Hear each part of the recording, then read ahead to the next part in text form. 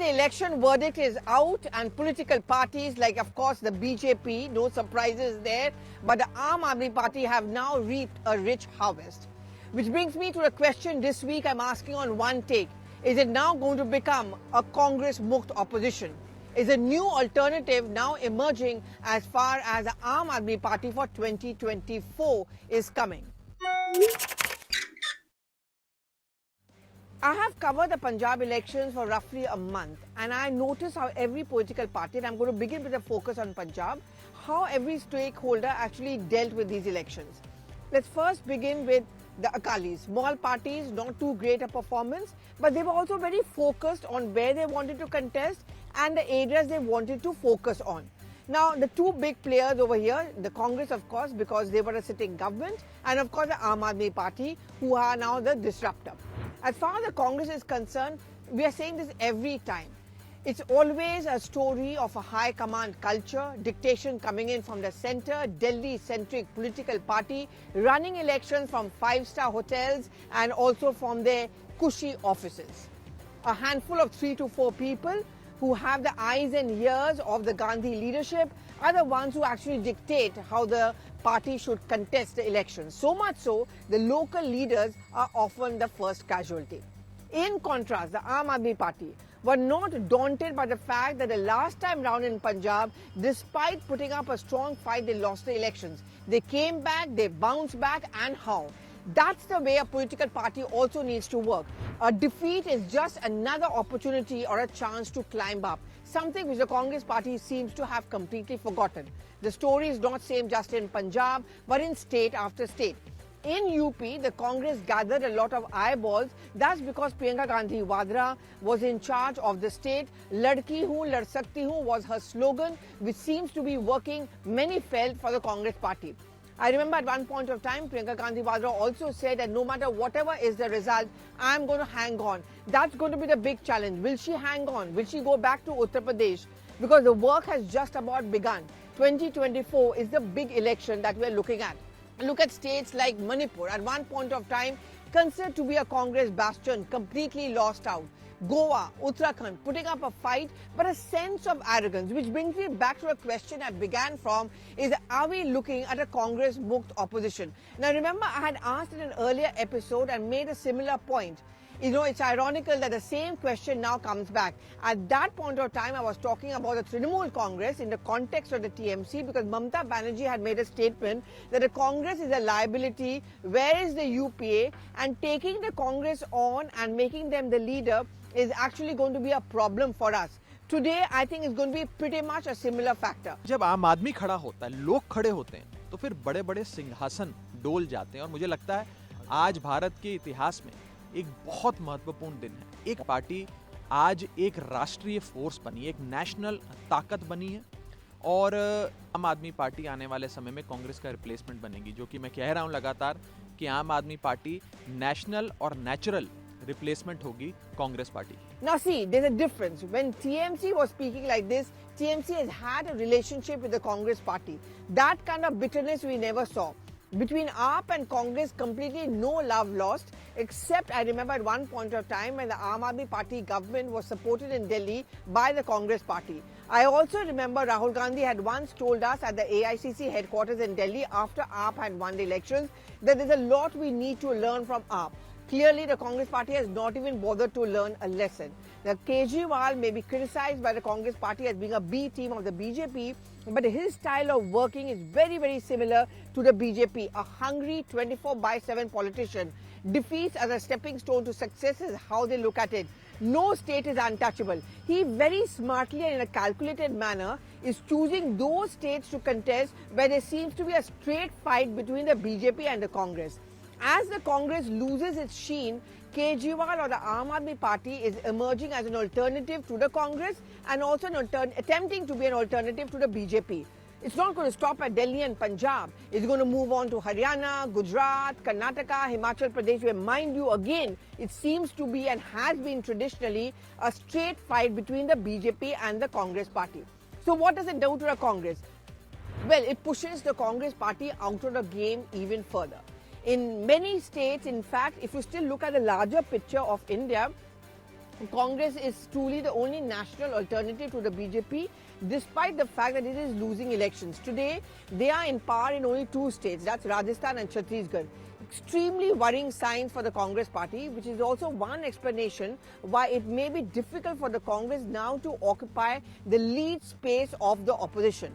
Now, if you look at to 2024 and come closer to it, and if the opposition parties decide to come together to put up an alternative to the BJP, and mind you, Arvind Kejriwal does have national ambitions, and perhaps he has more than Mamata Banerjee to show, because Mamata Banerjee today is ahead only in one state, whereas in the case of AAP, it is Delhi, but Punjab, and they're going to start looking at other states as well. Now look at Kejriwal's style of working is, I said 24/7, that hungry politician, which works to a detriment of the Congress party. Now, if the Congress starts losing elections in state after state, they're definitely not going to be in a reckoning. You know, big words, big promises, photo opportunities, all of that is fine. But at the end of the day, what is it that a political party needs to do? Well, it needs to win elections, which the Congress party doesn't seem to be winning at all. And therefore, they're going to be eased out of the opposition space. Now, let's talk about 2024 once again, of a possibility of some kind of a front being brought up against the BJP. Will the opposition parties like say the TMC, the AAP, or even the BJD, Nitish Kumar, RJD now look at the Congress party kindly? I'm afraid no. Increasingly, the Congress is being looked as a liability. You know, it's been an almost breakdown of Congress's relationship with many of its earlier allies, barring, I would say, the DMK, where you saw Rahul Gandhi recently actually fly down to Chennai and inaugurating or launching that book on MK Stalin, and actually a kind words which were exchanged between the two. But how long will that bonhomie last is also what I wonder. But strained relationship between Tejasvi Yadav and the Congress party in Bihar, in state after state is the same story. So many of them are very angry and ask this question in private, ki you've got nothing to show in your report card. What is your arrogance all about? Who are you to dictate terms? See, the immediate effect of this defeat in the state elections is that the Congress's strength in the Rajya Sabha will start coming down.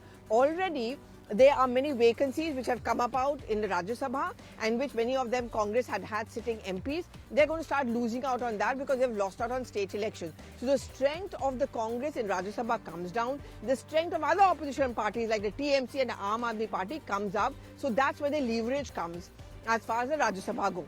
Of course, in Lok Sabha also, barring the BJP, the other political parties who are very vocal are, for example, the TMC, to a great extent the DMK, and of course somewhat the Congress party.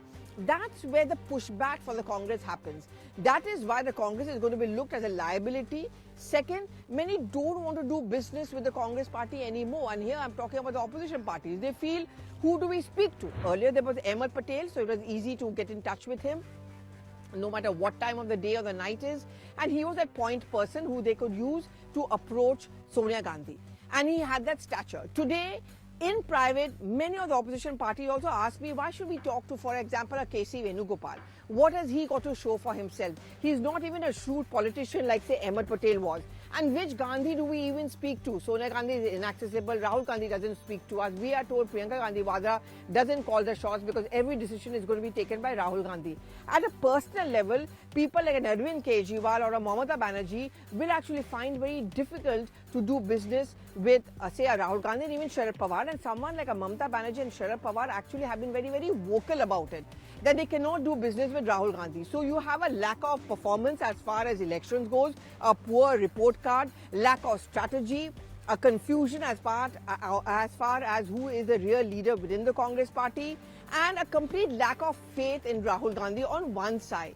On the other side, you have parties like the Aam Aadmi Party who are relentlessly at it. And as I said, they're not going to stop at Punjab and Delhi. They're going to start looking at other states like Gujarat, Karnataka, Himachal Pradesh. Whether they win or not, that's a different issue. But at least they are fighting. They're registering their presence over there.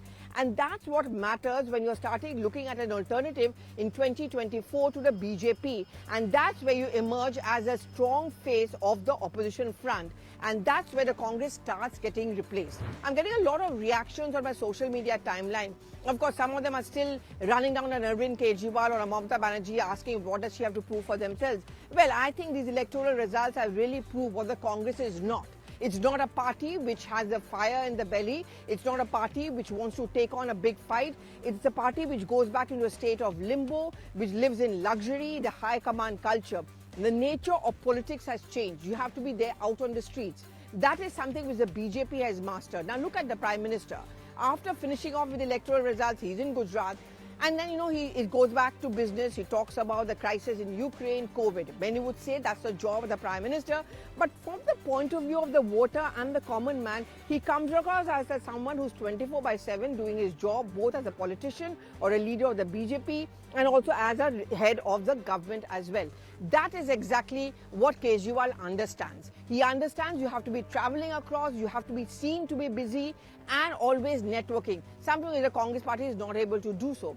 And the fact that there seems to be an ivory curtain, an iron tar existence of the Congress party, which is why it's likely to be eased out of the opposition space. And if you ask me this question, are we moving and heading increasingly towards a Congress put opposition? I would say definitely yes. Time is running out for the Congress party. A couple of elections left to go as far before the 2024 big Lok Sabha elections. The Congress, frankly speaking, had really not much time. And at one point of time, not many would be left behind to even want to do business with the Congress party. Do give in your reactions. Election season may end now. Politics continues all the time. Thank you so much for watching.